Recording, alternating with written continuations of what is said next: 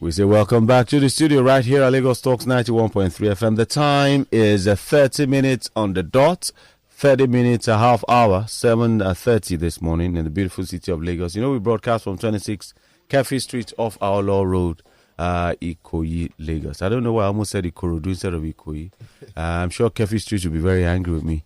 But well, you know that voice you've been hearing on Everyday Money Matters, Wade and Tolu, and today we're going to mix it up a bit. There's a voice, should I say, you used to know, who became so influential and elevated after his appointments. I don't know where the appointment came from, but he's paying us a courtesy visit today. I won't tell you who he is, but let him introduce himself.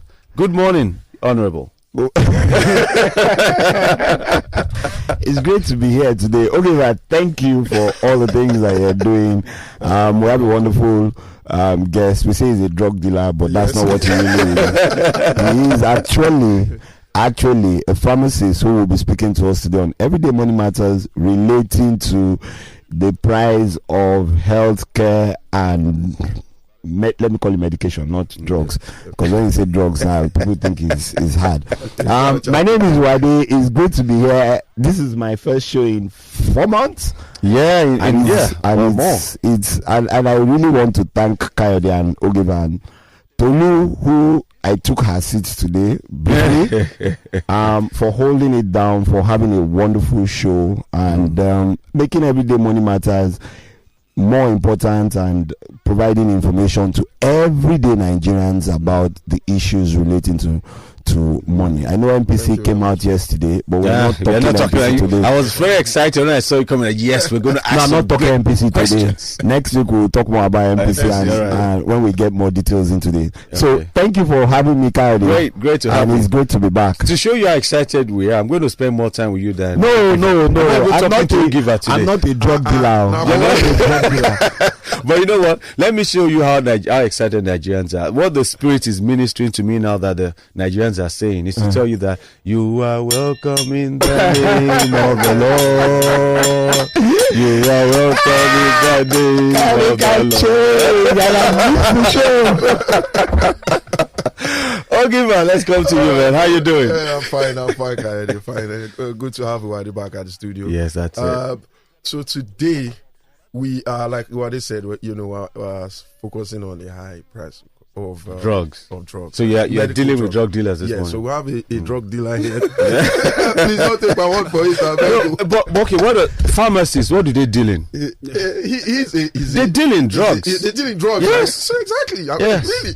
But maybe you could medication. Off the counter drugs. So across the counter, over the counter drugs. These are more over the counter, not on the counter. Not behind the prescription drugs. Drugs. So I mean, well, before I formally introduce him, today we just want to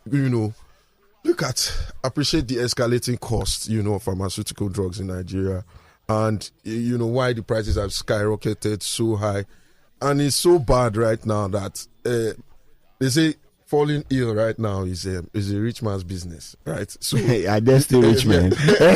You see, so you can't even be poor right now and fall ill. You are finished, But we have an expert here today who is going to, generally shed some light on how we can just navigate around, the ever increasing high cost of medical drugs. And today we have Rupert Egwenu, a pharmaceutical business manager. Thanks, Ogiva. Thanks for having me here. I'm elated to be here. So we'll pick your brain a bit today. Let's see how it goes. So I mean, with how can the everyday Nigerian, right, ensure they are choosing the most effective yet reliable drugs? As in to start with, for like how can we navigate choosing what's best for us right now? Because I think the value of that has to come in because it is expensive, right? Mm-hmm. So how can we identify how? I mean, I don't know how. Okay, go on. Like I said, thanks once again for having me in the studio. I think for me, there has to be a balance between prices and quantity. In the course of our discourse, on the proceed of our discourse today, I will use the term big wigs a lot to demonstrate or to describe the... Well, you have to first break down what the meaning of big wigs is. The multinationals. So I will just term all of them to be big. The GSKs, the ones that left Nigerians, I will just say, I will use the word big wig for them. The big wigs are often associated with quality products, and that's because they have the heritage patent rights, to do pharmaceutical products. And for donkey years, they've had extensive monetary allocations, for new molecules, research, a lot of those purposes to be carried out. And this in turn, for those big wigs, quote unquote, this in turn has fetched them patronage over the course of the year. So for coming back to the Nigerian terrain, we have to start buying the naira, buying Nigeria to grow the naira. Right from when we were young, we've seen medications being associated to some ailments that the companies are being domiciled in Nigeria, and because of that, we have to start exploring those options. Let me give you an instance. I don't want to call a lot of names today, but let me just give you instances for establishments like EMZO. Over the years, EMZO is an indigenous pharmaceutical firm, and all over the time we go to the counter and ask for paracetamol. And for these years, we've seen potential. We know it works. So if we've keyed into EMZO giving us that product, why can't we explore the options of them giving us high-end products that are way more cheaper than the multinational? I like what you said, Rupert, and I think for me, in bringing it home also, is to say that aside from the fact that the big wigs, like you call them, so we need to now specify when we go to a pharmacy, give me EMZO paracetamol. Correct me if I'm wrong, because if you're talking about Nigeria and people don't really understand which pharmaceutical companies are fully and indigenous in Nigeria, and then I think we need to start to first and foremost call the names, and then before we know the brand, because if you don't know the name, sometimes you don't know the brand.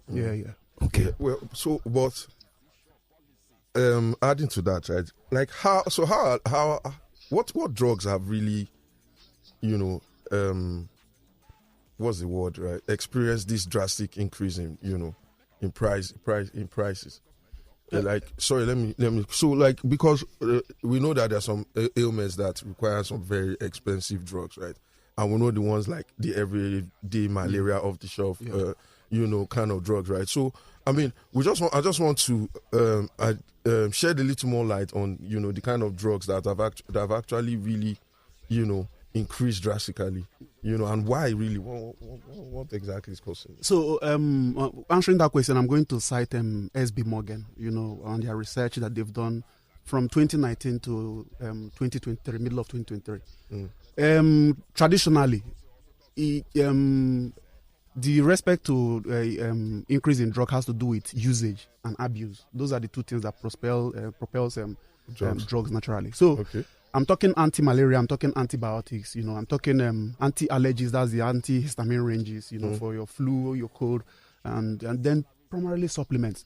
But we've noticed that since the big wigs, let me use the word again, pulled out during the first quarter of, like the first phase of August, a lot of challenges have left those first liners that the cost really affected to the drugs now that are necessitated for management. Let me give you instances. An anti-malaria now, for instance, now you might not treat malaria more than maybe 3-4 times a year. Depends.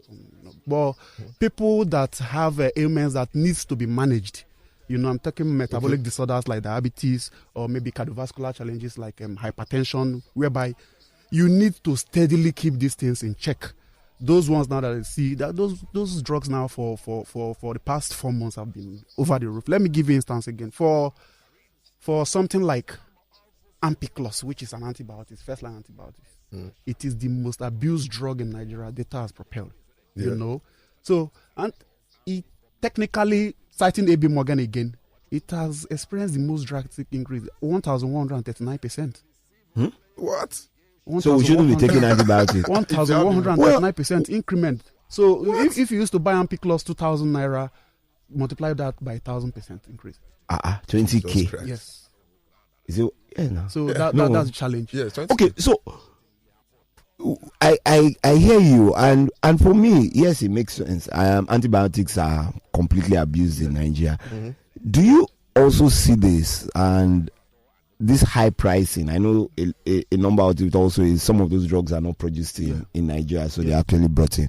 Do you also see this as an opportunity for us to stop the abuse of what we said this morning? We said drug dealer, of really what it should be, prescription drugs. Because I have a small flu and then I go to the pharmacy, and even the pharmacists sometimes also encourage that and say, okay, no worry, don't just buy Ampiclox, that kind of thing. So do you think this is a way to stem that in terms of, one, ensuring that actually go seek proper medical health? Facilities are not as fantastic, but actually go seeking medical health, and then relying on doctors and pharmacists to actually provide you alternatives that would reach the common man. Exactly. Yeah. Let me start with the abuse scenario. Nigerians have made it a norm, to just self-medicate. They do not listen to healthcare providers. They do not listen to words of wisdom. In saner climes, prioritizing the West or using the West in context. Before you take an antibiotics, you have to go through the process of seeing a GP first and recommend it.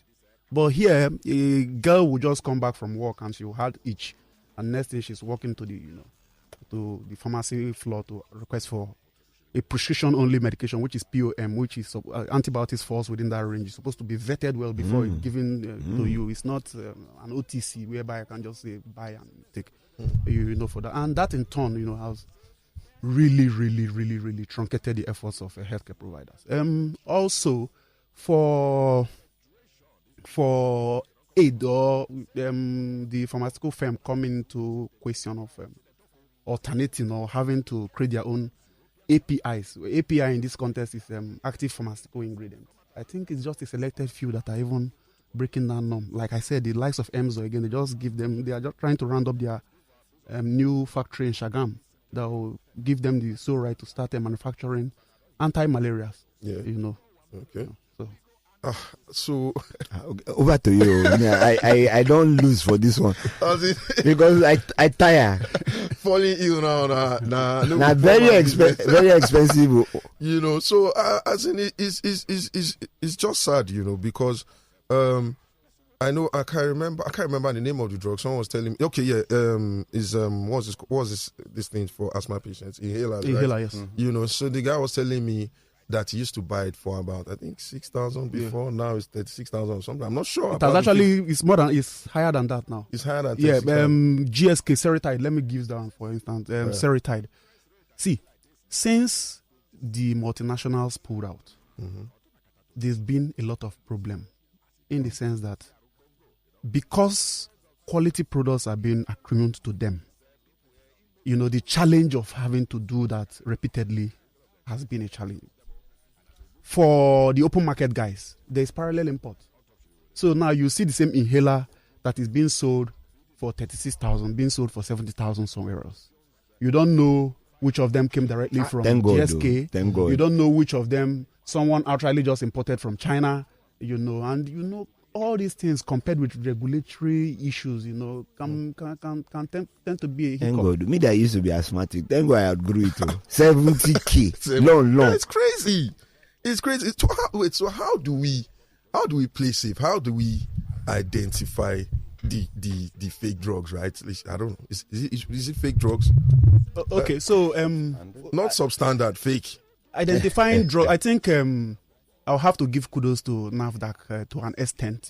Kudos to NAFDAC. Over the years, they've tried as much as possible to prioritize genuine quality products being circulated. That's why each time you buy drugs now, you flip them and you see one small thing that you have to scratch. Looks like shiny where you have to test. It's called MAS, Mobile Authentication System. So the test is free of charge. So you test and you get a feedback immediately, prompt immediately to ascertain genuinity and how.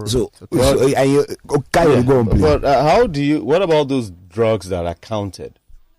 Because that's what I wanted. The one that you just go there and just say, go and count. Give me one sachet of Will 10. you tell the pharmacist, let me scan it before you sell from there? Oh, okay. For the counted drugs now, you'll notice that they come from a bigger pouch or a canister, a bigger canister. Okay. Each canister has that MAS attached to it. So we can. So for you clarity should purposes, demand for you it. can demand and say, okay, You let want me to see it. because most of those counted drugs are. I wouldn't say they are sub-quality. They are. We use the word generic in pharmaceuticals.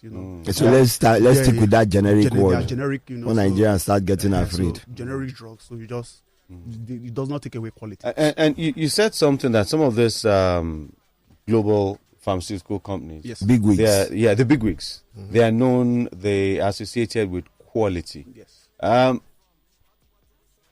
the risk of sounding like you're drumming down products here, Yeah. are we saying we don't have that quality, or we don't have the capacity to produce that quality in Nigeria? We do, and it is becoming very evident with the norms. Like there are a lot of challenges right now in the pharma space. So because of that, a lot of external monetary bodies are listening. People that can really want to come in and invest, And I cited EMZO, for instance, and NAFDAC to itself is doing this 5+5. This new kudos to Professor Adeye and team. They are doing this 5+5, where instances whereby if you are importing a medication that Nigerians feel, or the Pharmaceutical Society of Nigeria feel they could manufacture here, they'll give you a 5-year license term, to switch to a local manufacturer. So you have just 5 years to do that. That's brilliant. 5+5 5+5 equals 10. Yeah. Hey. In order to just. But it still works. I mean, at the end of the day, 10 years before you know anything. 10 years. No. But at least you will get some investment into those spaces, Yes. because now you are pushing those pharmaceutical companies or those big importers to set up pharmaceutical lines in Nigeria. But let's come to the average Nigerian, the low-income Nigerian, affording essential medication. How can they cope? Yeah, you said some things about generic, because believe me, even the anti-malaria you are talking about, it has gone up like 2 or 3 folds. So for people who have to treat anti-malaria on a regular basis, maybe every quarter, so that they don't break down completely and end up in hospital, how can they cope? They don't have to start saving money from January and buying the medication in March, and the prices will go up again, like fella said, under carpet, but at the end of the day, your money still not reach to buy the cooking pot. So what do we do? It's important that they hear this. What can we do? Just like FMCG, medications are extremely paramount. If due to the ailing economy, ailing pocket strength, and ailing healthcare system in Nigeria, one has to, make provisions, for the aforementioned. Me, from my own angle, I would say we should first of all explore the option of healthy living. We should be, self-aware, so that we will not continually keep, just spending money unnecessarily. Then, secondly, you would have to be, when you go to a healthcare provider, I think you have to be very honest and very down to earth with respect to your basic needs.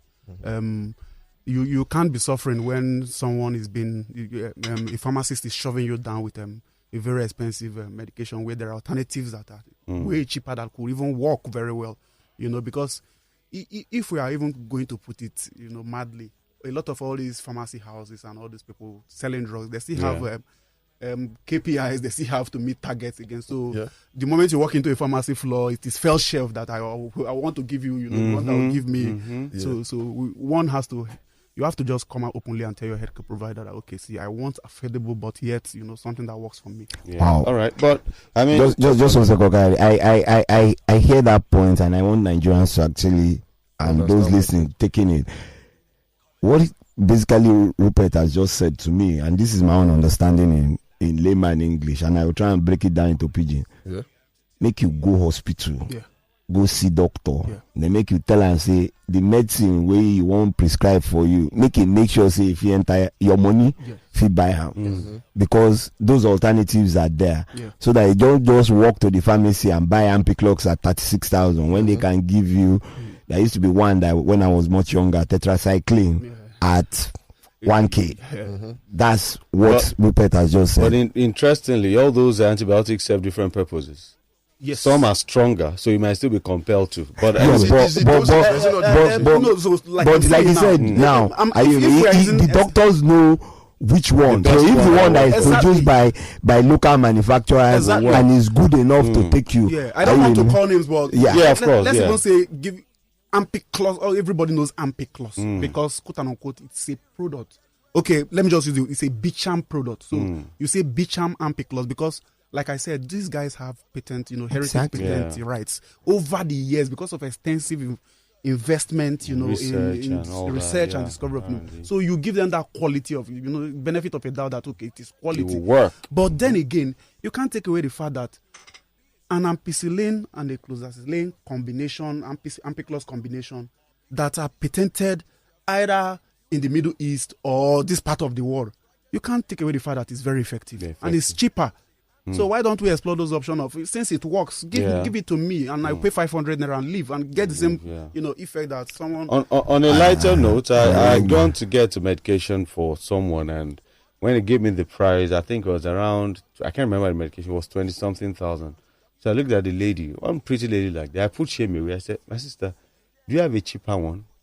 Then she looked at me and smiled and told the guy, bring the other ones. And they brought them, they were 80, 60. I said, oh, this 20 is not too expensive. I had to take it because those ones were 80,000, 60,000 and all that. But my question to you is, with all what we are going through right now as a nation, is there a need for us to consider the herbal pharmaceutical products? Because we've seen you will not go there, right? It's a telepathy now, So it's Agbo. Agbo, even beyond the Agbo, because we've seen cases where, if not for the Chinese and the Americans, we wouldn't be looking for ginseng tablets. Yeah, there's bitter leaf tablets. Exactly. So those are the things. Should we begin to look at research into bitter leaf tablets, ephedrine tablets, these local products, and are they efficient or effective? Can they? This is the word kind. Yeah. Tradomedical options, given the situation we are now as a country, can be explored. But over the years, the issue with Agbo and the like is dosage. People just use cups, scoop a certain amount and give to you, and then you just take it without knowing. If you are buying a drug now, prescription says 500 milligram BD. You are taking 500 milligram twice. A woman that is selling Agbo to you measures with a certain cup. If she's measuring again in the evening, it can never be the same quantity. So my sorry to interject you, and brilliant point that you make, but let me ask this question. So let me trade back to you as a pharmacist. A lot of all these things that we see today as proper medications all came out from research. Some of them were just discovered by, like penicillin, for instance. It was just by error. It was something else that was being tested for. Why can't we? And I'm not just saying you as a pharmacist, but as a system in the tertiary institutions, because a lot of the things that we're talking about today that come out from some of these big pharmaceuticals also come out from research-based partnerships with tertiary institutions. So why are we not doing that? And you as a pharmacist, having gone to school and spent so much time, minimum of 5 years, why aren't you also pushing for those things? Because the cost of healthcare is killing. It is. It is. I have no problem. It's important for us to go to school and study all those, but they are all chemical combinations, and knowing those right dosages comes from research from people like you. Why aren't you guys pushing in that direction to work with a number of all these things, so that it's the same way they created bitter leaf what's it called? I think it's 500 grams. There's 100 grams. The same way we can create them in Nigeria. So why are the Nigerian Pharmaceutical Association pushing in that direction and working with local what's it called, who have an idea of it and actually taking notes and doing proper research? Why? Okay, it's just one answer to that. Finance. Finance. In school, 90% of every practical work out there was sourced by the students. Pay this, pay that, pay that. Federal allocation that is being truncated, they've been plummeted to school environments. You notice that these monetary allocations are not even big enough for people to do it. And then Nigeria we've not grown to a space whereby we will now extensively start, searching for newer molecules or something. In the sense that in the West, you notice that these things are being done by biotechnologists, microbiologists, I know a first class microbiologist. He had a first class. Right now, this guy's working. But now he's abroad. He's doing a PhD now. But he worked in oil and gas. That's the thing. Yeah, but why aren't we pushing in that direction? That's what I'm saying now. There is no finance. If there are financial allocations to research, everybody will explore that option. Pharmaceutical firms right now just want to sell drugs. That's it. So the bottom line is, let's help Nigerians by calling out those, maybe not treat them like camels. They have been the ones spending. Aliko Dangote, Tony Olumelu, Rabiu Bua Group, and all this. Please, let's focus on. As much as we want to eat, we also need to be sure that let the rich let the rich. We need to bring you home. We have 1 minute to go there. Let the rich not breathe so that the poor can breathe. Because they have bigger nostrils to suck in all the air, Oh man, it was like, well, just to add to before we round up, it's something I also wanted to say, and I'm glad we all identified. So I think the government actually really needs to fund. I used to work in a hospital before, and it dawned on me that medical equipment, whatever it is, right, they are very expensive, very, very expensive. There was something we used to check for my X-rays or so. Yeah. One tiny gun was like about $6,000 for one. But anyway, like we all, like Rupert said today, so whenever you see your pharmacist or doctor, just ensure they try and give you at least the cheaper drugs that still are as effective as the expensive one. And with that, we'll round up here. Thank you guys for being with us today. You can catch up with us on Spotify, and like I always say, if you want to feel our energy, you can watch our videos on YouTube. One last thing before we go, and I have to say this. Thank you. We have the MSME Finance Awards, Nairametrics in partnership with EFS. It's on Saturday. Sorry, is it Friday? It's on Friday, September 27. We're streaming live. Please don't miss it and enjoy how Nairametrics and EFS would showcase Nigerian organizations who have supported micro, small, medium enterprises. Thank you, and it's great to be in the studio, Kayode. Have a good day, everyone. All right, thanks, Kayode, for having me. Thank you so much for coming through, and that's how we draw the curtain right now. And, we've spoken about finance, but today with a twist on health. I hope you feel healthier just listening to us.